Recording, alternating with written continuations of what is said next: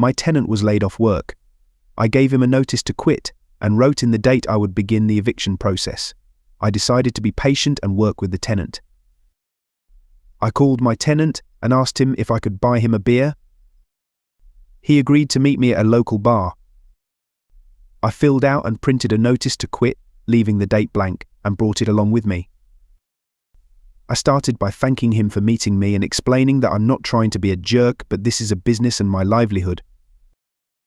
I asked about his job prospects and whether he had considered finding another place to move, since my rental was too expensive for him to handle comfortably.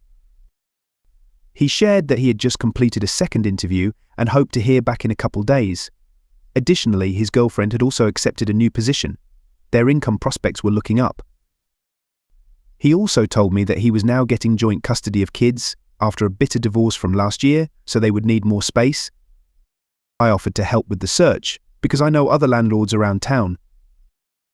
He told me that he and his girlfriend should have paychecks in the next 2 to 3 weeks and that he would pay as much as he could when those came in. Additionally, they expected tax returns by the end of February and would pay everything current, including late fees. I decided to give this a chance to work. I explained the notice to quit to him, and I wrote in the date I would begin the eviction process. If he had not paid at least a full month's rent, he was past due. He agreed, signed the document, and thanked me for working with him. The next day, I called around to see if any of my contacts had a 3-bed house available. One did, so I explained the situation to him. He is more comfortable dealing with the edge cases, so he agreed to let them move in once they had proven they could get current with me. My tenant texted me to confirm he had been hired at the new job. 2 weeks later, I got a payment for late rent late fees. Today, I got the remaining payment late fees and an unpaid pet fee.